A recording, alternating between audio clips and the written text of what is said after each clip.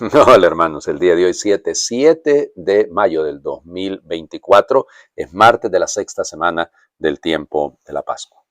Ya les digo, estamos cerca de terminar este tiempo de la Pascua, así que aprovechémoslo. Bueno, hoy es día de un santo bien interesante, San Agustín Roscelli, el sacerdote que siempre estaba disponible, así lo llaman, porque siempre estaba dispuesto a atender a la gente. Una maravilla, un modelo a seguir, sin duda. Él nace en Casarsa, en Liguria, de hecho se llama Casarsa Ligure, eso es en la provincia pues, de Liguria, en Italia, por Génova, para que me entiendan. De hecho, él va a morir ahí en Génova. Nace en julio del año 1818, era de una familia muy, muy pobre. De hecho, fíjense que, según dicen los biógrafos, dice la Santa Sede, en la página de la Santa Sede, que lo bautizaron al día siguiente, inmediatamente, o el mismo día, porque tenían miedo de que muriera. O sea, realmente estaban muy, muy preocupados. Y quien le ayudó, porque se puso, ya cuando se recuperó, y un muchachito, pues se puso a cuidar los rebaños de su papá, y el párroco tomó un gran interés en él y fue él el que le ayudó. Luego termina estudiando en Génova porque él quiso ser sacerdote desde siempre y entonces va a ser ordenado sacerdote, de hecho, en septiembre de 1846. Y ahí viene el detalle, pues su primera tarea fue quedarse como confesor en una parroquia ahí en Génova, y ya les digo, siempre estaba dispuesto a atender a la gente y sobre todo de cuidar de los más pobres, de las necesidades de los más pobres. Eso llamaba mucho la atención. Visitaba las cárceles, se ocupaba, de hecho estuvo en un orfanato donde llevaban a los niños que eran, pues, como les diría, rechazados o abandonados, y él se ocupó de bautizarlos y de cuidarlos. Se habla en los registros de más de 8,000 y tantas bautismos que hizo en ese tiempo, cuidándolos para que estuvieran ahí, pues pensando sobre todo en que muchos de esos niños iban a morir muy pequeñitos, ¿no? Y en contacto con unas catequistas, entonces nace la idea porque en Génova en ese momento, imagínense Génova, un puerto industrializado, comenzando pues a industrializarse grandemente, pues nace la necesidad de atender a las jóvenes en riesgo. Y entonces junto con esas catequistas va a nacer una obra bella que será precisamente una fundación, que es la Congregación de las Hermanas de la Inmaculada, que se le llama Inmaculatinas, así se le llama. Y entonces con ellas, pues propiamente nacen en 1876, el Papa Pío IX las aprobó, y entonces para el octubre de 1876 ya nacen las primeras hermanitas. Bueno, y ya les digo, él se ocupó grandemente de extender la obra por todas partes. Esa va a ser su gran misión, digámoslo así, dedicarse precisamente a esto. Y fíjense, todavía ha nacido, es que ahorita me estaba acordando, de una pequeña escuela, taller de corte y confección, que fue naciendo ahí, precisamente de ahí va a venir la idea, después de esas casas taller, así se le llama.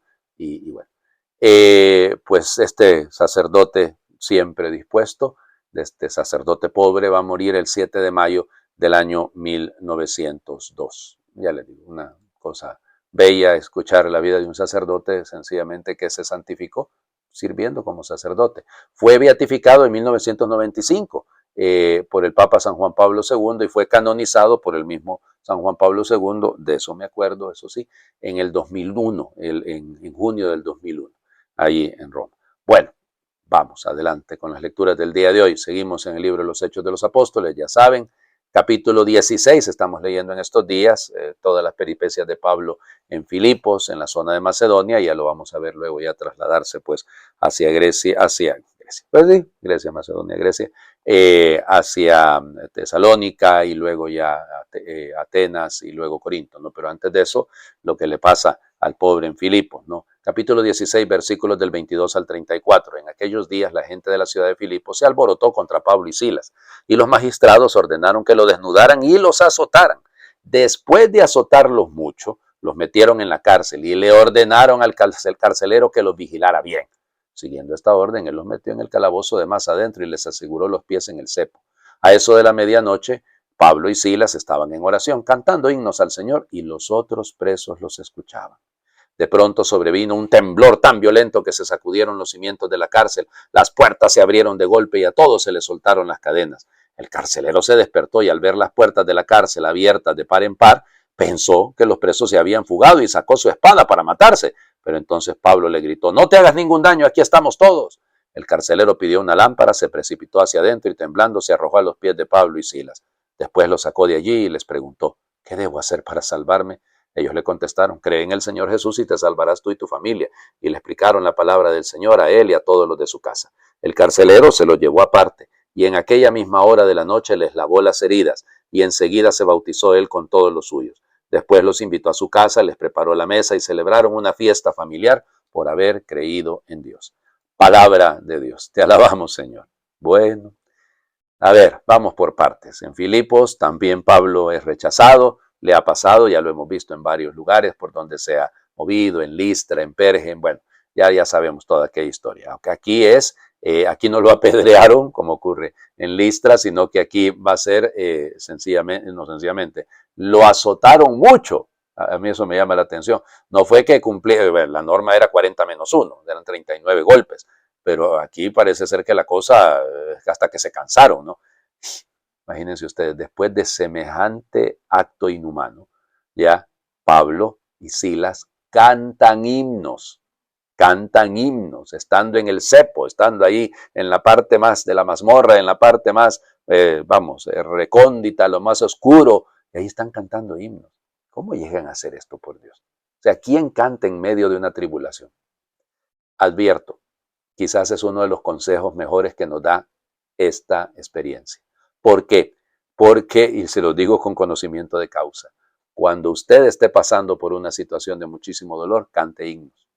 Póngase a cantarle al Señor. Le aseguro que, yo no digo que van a desaparecer los problemas, no se trata de eso, pero los va a enfrentar de otra manera.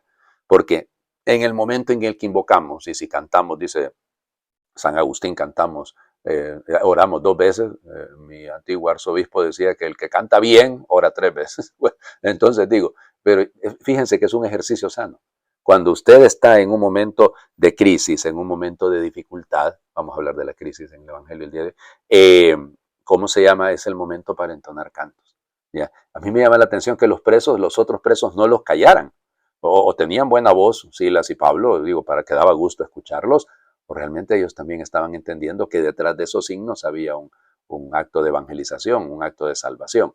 La reacción del carcelero después del temblor, bueno, en esa zona ya sabemos, la zona de Grecia tiembla, Macedonia, toda esa zona, ¿no? Tiembla muchísimo, muchísimo, muchísimo. Pero, ¿qué es lo que podemos decir? Ahora, fíjense, pongan cuidado. El hecho de que él se iba a suicidar, se iba a matar, es por la deshonra, ¿no? O sea, es un momento culmen porque no está cumpliendo. Él nos dice, ¿verdad? El hombre era bastante cumplidor. Le dijeron que lo metiera en lo más recóndito, en lo más profundo del calabozo y eso había hecho. O sea, era un hombre que cumplía con lo que le tocaba, digamos, con su misión de carcelero. Ahora entonces ver esta derrota, esta pérdida, pues le lleva a pensar en quitarse la vida. Interesante, no considera la familia. Está considerando solamente su honra. Pero cómo aquello va a ir cambiándolo, el encuentro con Pablo y con Silas le va haciendo llegar al conocimiento de Dios. Miren, nosotros cuando leemos esto, pues nos pareciera una cosa tan fantástica, no tan automática, tan rápido que ocurra eso, pero realmente, seguramente este hombre ya había escuchado a Pablo. Entonces hay un proceso, pero el proceso indistintamente de que aquí lo pensemos como que si fue solo una noche, como que si fue un solo día, el proceso también tiene su valor, ¿no? Una vez más, nace la pregunta, ¿qué debo hacer? Acuérdense que desde el inicio, desde el capítulo 2, después de la predicación de Pentecostés, la gente le ha preguntado a Pedro y a los apóstoles qué tenemos que hacer. Y este hombre, ¿qué tenemos que hacer? Segundo punto, las consecuencias de este qué hacer abarcan a la familia. Cree en Jesucristo tú y tu familia y te salvarás. O sea, no soy solo yo. Esa visión egoísta, reducida de la historia es incorrecta. Mi familia debe ir incluida. Cree en Él. Pues y entonces escuchó la predicación. Claro, y después de haber escuchado, porque acuérdense que lo va a decir el mismo Pablo, ¿no? ¿Cómo van a creer si no hay quien les predique? Y ¿cómo no va a haber quien les predique si no son enviados? Entonces, bueno, entonces en ese sentido, Pablo, que cumple bien su misión, le lleva a la conversión. Y la conversión lo vuelve a este siervo, lo vuelve servidor, lava las heridas. Todo desemboca en un banquete. Hay algunos autores que incluso llegan a decir que hay una reminiscencia aquí, una referencia a la Eucaristía. Por el banquete se preparó la mesa y se hizo. Acuérdense que originalmente la celebración de la Eucaristía se hacía en las casas, en las familias, y se hacía alrededor, de hecho Pablo en la primera carta a los Corintios lo va a comentar, ¿no?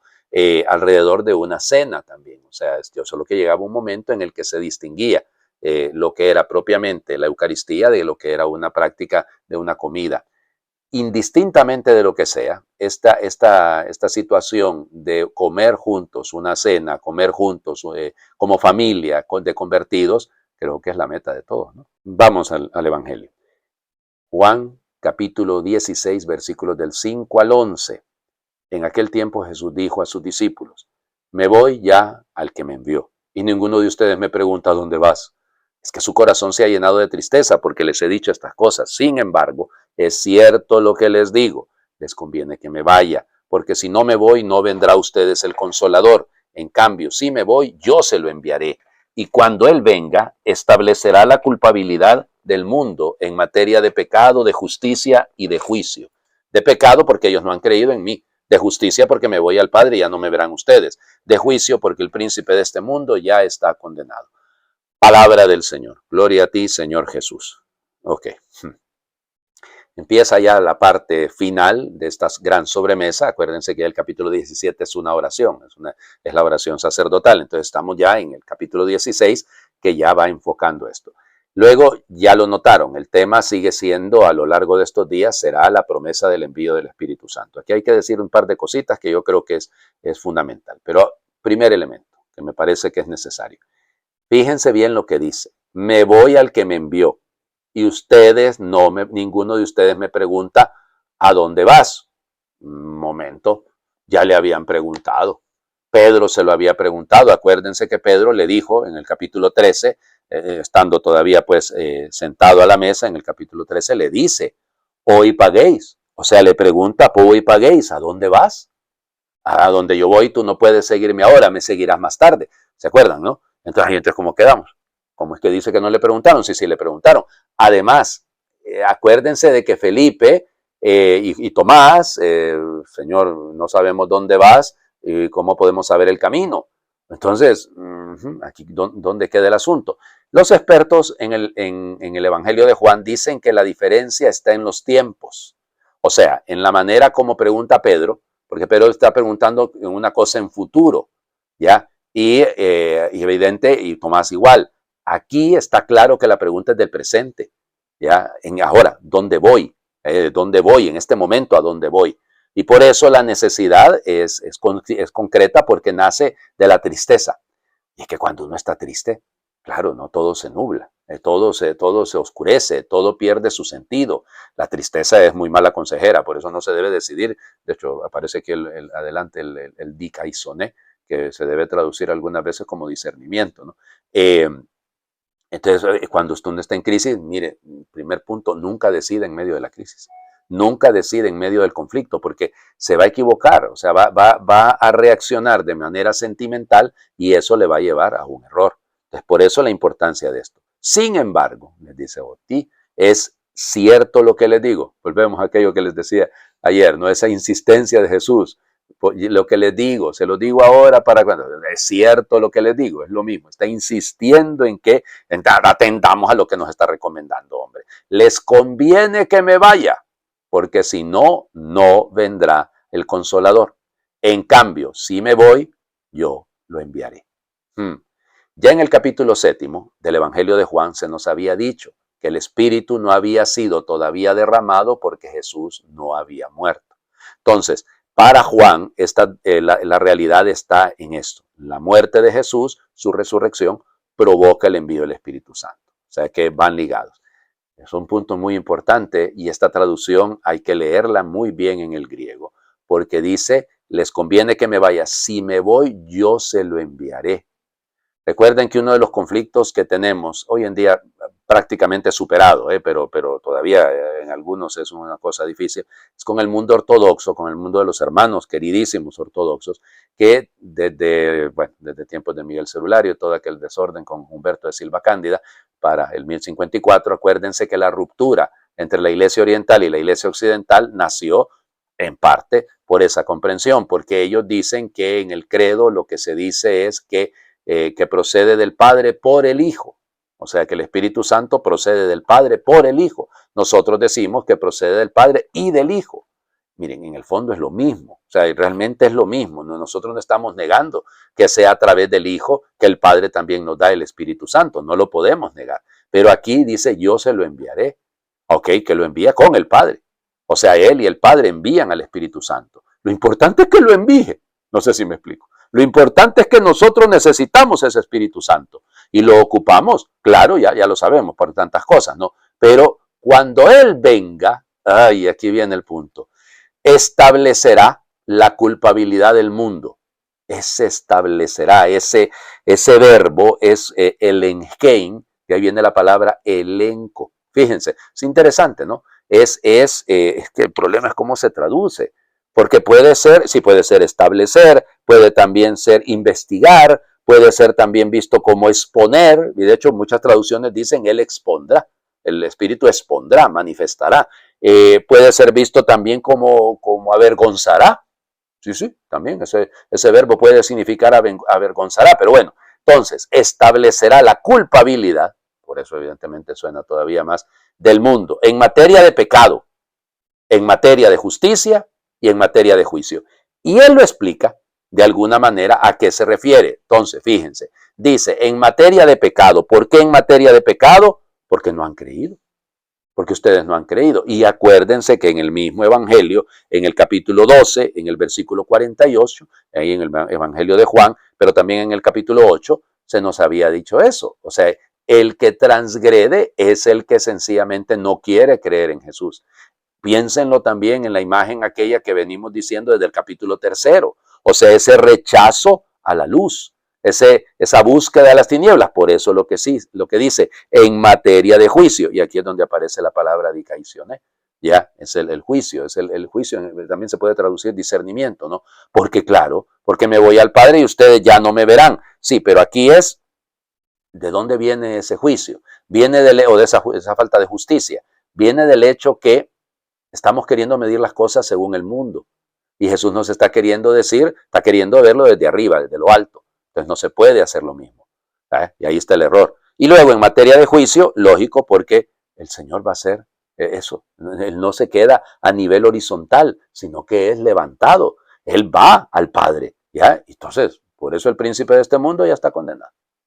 Ya está condenado. Porque el que sigue pensando de manera horizontal, el que sigue queriendo hacer la explicación sobre la vida de Jesús desde esa horizontalidad, se equivoca. Jesús será levantado, será llevado al Padre. Por eso me voy al que me envió, comenzaba.